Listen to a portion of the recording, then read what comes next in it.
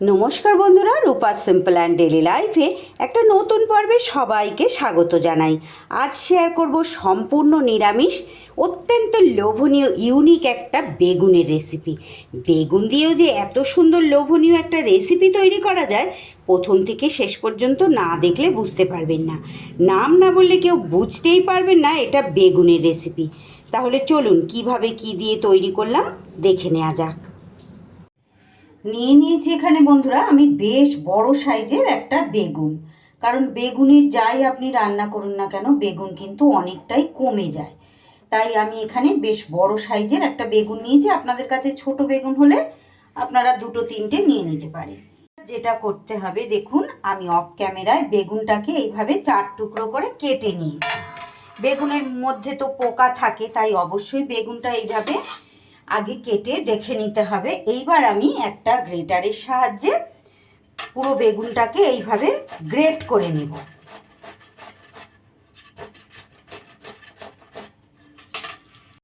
আস্তে আস্তে করে দেখুন বন্ধুরা, পুরো বেগুনটাকে আমি কিন্তু এইভাবে গ্রেট করে নিচ্ছি। অবশ্যই বেগুনটা গোটা অবস্থায় ভালো করে ধুয়ে নেবেন, না হলে এটা তো আর গ্রেট করার পর আর তো ধোয়া যাবে না। বেগুন খেতে সত্যি কথা বলতে আমরা খুব ভালোবাসি, মানে আমি আর আমার হাজব্যান্ড, আমার মেয়েরা খায় না যদিও। তাই বেগুন দিয়ে কিন্তু বিভিন্ন রকমের আইটেম আমি বাড়িতে বানাই মাঝে মধ্যেই। এর আগেও বেগুনের রেসিপিতে আপনাদের ভালোবাসা আমি পেয়েছি। একদম ইউনিক বিভিন্ন রকমের। একদিন হঠাৎ করেই মনে হয়েছিল এইভাবে একটু বেগুনের রেসিপি তৈরি করি। খেয়ে তো বাড়ির সবাই ভীষণ খুশি, মানে আমার মেয়েরাও খুব তৃপ্তি করে খেয়েছিল। তার জন্য ভাবলাম এই রেসিপিটা তাহলে আপনাদের সঙ্গে শেয়ার করা যেতেই পারে। যেহেতু বেগুনের এই যে ছালগুলো তো একটু মোটা ধরনের হয়, এগুলোকে আমি বাদ দিয়ে দিয়েছি। শুধু শাঁসের অংশটাই এইভাবে সুন্দর করে পুরো বেগুনটা আমি কিন্তু গ্রেট করে নিয়েছি। এবার যেটা করেছি বন্ধুরা, আমি সম্পূর্ণ বেগুনটাকে কিন্তু এইভাবে চিপে চিপে জল অংশটাকে বাদ দিয়ে দিয়েছি, কারণ বেগুনে অনেক জল থাকে। দেখুন আমার কতটা একটা বেগুন থেকে কতটা জল বেরিয়েছে। এবার এই জলটা আমি ফেলে দেব। এইবার যেটা করব, একটা আলাদা পাত্রে আমি এই বেগুনটাকে নিয়ে নেব। বেগুনের এই ইউনিক রেসিপি এর আগে আপনারা কেউ খেয়েছেন নাকি অবশ্যই আমাকে কমেন্ট করে জানাবেন। আর না খেয়ে থাকলে যে কোনো দিন এটা কিন্তু বানিয়ে নিতে পারেন, যেহেতু এটা সম্পূর্ণ নিরামিষ। এইবার এর মধ্যে আমি দিয়ে দিচ্ছি দেখুন 1 চামচের মতো আদার কুচি, দিয়ে দিচ্ছি 2টো কাঁচা লঙ্কা কুচি ঝালের জন্য, দিয়ে দিচ্ছি এখানে একটু ধনেপাতা কুচি।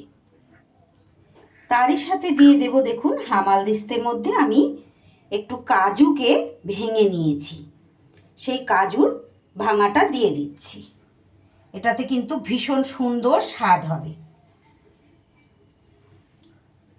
মশলা হিসাবে এখানে দিয়ে দিচ্ছি অল্প একটু গরম মশলার গুঁড়ো, পরিমাণ মতো নুন, দিয়ে দিচ্ছি খুব সামান্য একটু চিনি। চিনিটা আপনাদের অপছন্দ হলে অবশ্যই এটা স্কিপ করে দিতে পারেন, তবে চিনিটা দিলে কিন্তু খুব সুন্দর একটা স্বাদের ব্যালেন্স হবে। এইবার আমি এর মধ্যে দিয়ে দিচ্ছি আমি 3 চামচ বেসন বাইন্ডিংয়ের জন্য। আপনারা যদি নিরামিষ দিনে না করেন, অন্য দিনে যদি করতে চান, চাইলে এখানে কিন্তু একটু পেঁয়াজ কুচি অ্যাড করতে পারেন। আমি যেহেতু জল অংশটা চেপে ফেলে দিয়েছি, তাই আমার কিন্তু অল্প বেসনেই এটা খুব সুন্দর মাখা হয়ে যাবে। আমার চ্যানেলে নতুন বন্ধু পুরনো বন্ধু সব বন্ধুদের অনেক অনেক স্বাগত, অনেক ভালোবাসা আর অসংখ্য ধন্যবাদ যে সকল বন্ধুরা প্রত্যেকটা দিন আমার সঙ্গে থেকে আমার পাশে আছেন, আমাকে আমার ভিডিওগুলো ভালোবেসে দেখছেন, তাদেরকে অসংখ্য ধন্যবাদ। আর যে সকল বন্ধুরা আজ নতুন এসেছেন তাদেরকেও জানাই অসংখ্য ধন্যবাদ। আমার রেসিপি যদি আপনাদের আজ ভালো লেগে যায় বন্ধুরা, আমার চ্যানেলটা সাবস্ক্রাইব করে আমার পাশে থেকে যেতে পারেন।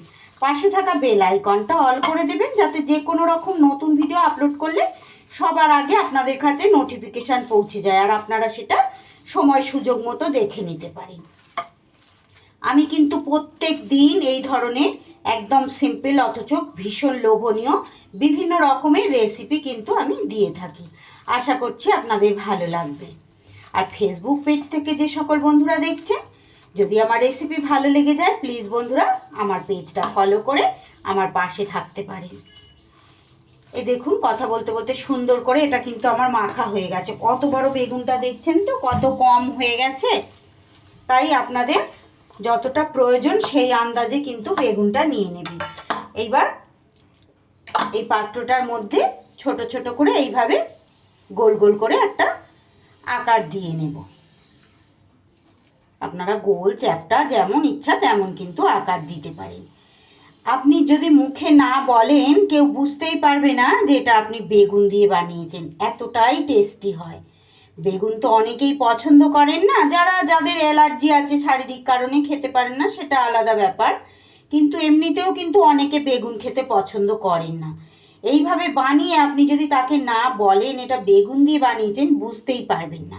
সবগুলো এইভাবে বলের আকারে আমি কিন্তু এইগুলো তৈরি করে নিচ্ছি।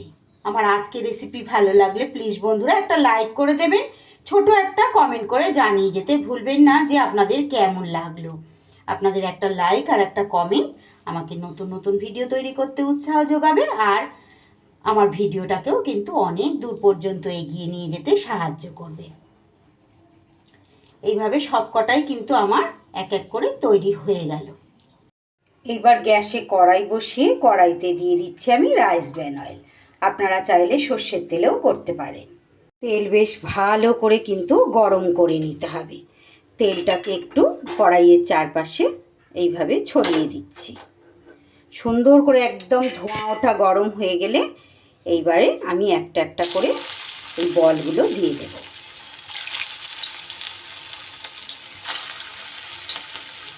একদম সহজ একটা রেসিপি বন্ধুরা, ভীষণ টেস্টি খেতে। একদিন বানিয়ে বাড়িতে কিন্তু আপনারা দেখতে পারেন।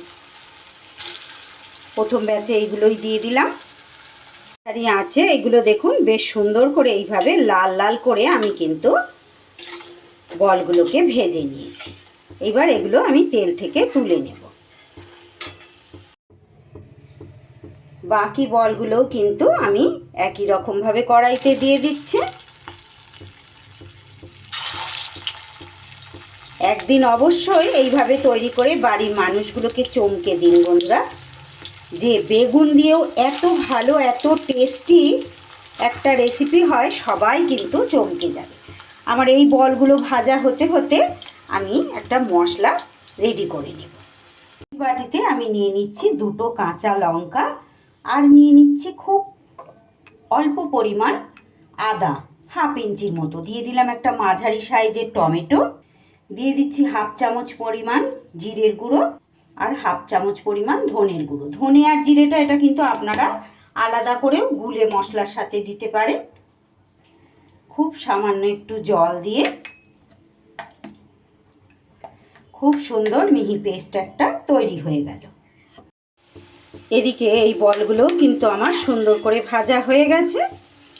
এগুলোকে আমি এবার তুলে নেব। আর তেলটা দেখতে পাচ্ছেন বন্ধুরা অনেকটাই বেশি আছে, তাই আমি কিন্তু একটু তেল এখান থেকে কমিয়ে নেব। এতটা তেল আমার গ্রেভিতে লাগবে না।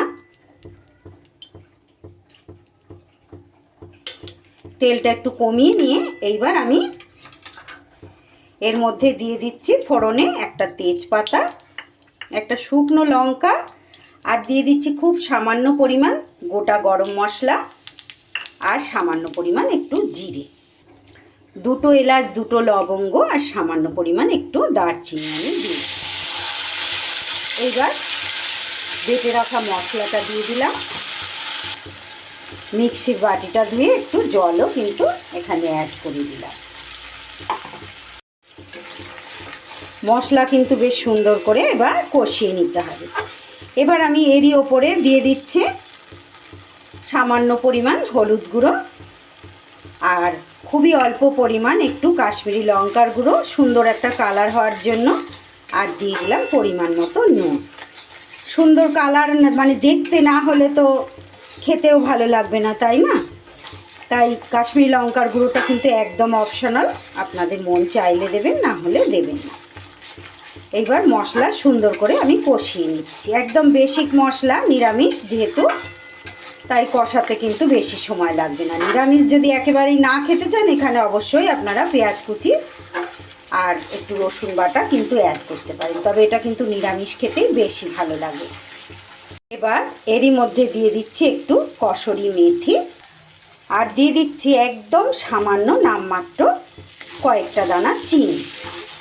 চিনির জায়গায় আপনারা চাইলে গুঁড়ো দিতে পারেন, কিংবা এটা স্কিপও করে দিতে পারেন। নিরামিষ রেসিপি তো সামান্য একটু চিনি দিলে কিন্তু খেতে খুব ভালো হয়। আমার আজকের রেসিপিটি ভালো লাগলে প্লিজ বন্ধুরা একটা লাইক করতে ভুলে গেলে লাইক করে দেবেন, আর ভিডিওর শেষে একটা কমেন্ট করে রেখে যেতে কিন্তু ভুলবেন না যে আপনাদের কেমন লাগে।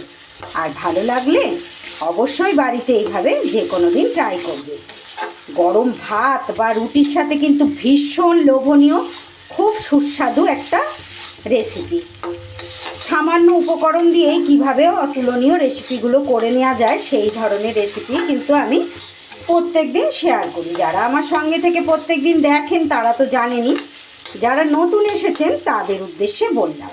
মশলা আমার খুব ভালো করে কষানো হয়ে গেছে, তেলও ছেড়ে দিয়েছে। এইবার আমি এখানে জল অ্যাড করে দিলাম। যেহেতু খুব বেশি পরিমাণ বলগুলো আমি ভাজিনি, তাই আমি অল্প পরিমাণে কিন্তু জলটা দিলাম। এবার সুন্দর করে 2 মিনিট ফুটিয়ে নেব। 2 মিনিট খুব সুন্দর করে গ্রেভি ফুটিয়ে নিয়ে এইবার ভেজে রাখা বলগুলো আমি দিয়ে দিলাম। ভেজে রাখা বলগুলোও কিন্তু এবার খুব সুন্দর করে ফুটিয়ে নিতে হবে ঝোলের মধ্যে। বলগুলো যদিও খুব একটা শক্ত না, নরম, তাও গ্রেভির মধ্যে একটু বেশ ভালো করে 2 মিনিটের জন্য ফুটিয়ে নেব। তারই সাথে এখানে দিয়ে দিচ্ছি সামান্য পরিমাণ গুঁড়ো গরম মশলা, আর তার সাথে দিয়ে দেব বন্ধুরা সামান্য পরিমাণ একটু ঘি। নিরামিষ এই ধরনের রেসিপিতে তো একটু ঘি গরম মশলা দিলে স্বাদ অনেক গুণ বেড়ে যায়। এইবার একটু ঢাকা চাপা দিয়ে 2 মিনিট ফুটিয়ে আমি চাপা দিয়ে দেব। এটা গরম ভাত দিয়েই বলুন কিংবা রুটি পরোটার সাথেই বলুন, দুর্দান্ত একদম ইউনিক একটা বেগুনের রেসিপি কিন্তু আজ আমি আপনাদের সঙ্গে শেয়ার করলাম। ভালো লাগলে একটা লাইক দিতে ভুলবেন না বন্ধুরা, আর অবশ্যই বাড়িতে এভাবে একবার ট্রাই করবেন। তৈরি হয়ে গেল আমার বেগুনের কোপ্তা কারি। দেখুন শুধু কতটা লোভনীয় হয়েছে। রেসিপিটি যদি ভালো লাগে বাড়িতে একবার ট্রাই করতে পারেন, আর লাইক কমেন্ট শেয়ার ও সাবস্ক্রাইব করতে ভুলবেন না। সবাই খুব ভালো থাকবেন, সুস্থ থাকবেন। আবারও ফিরে আসছি আগামী দিন। ধন্যবাদ।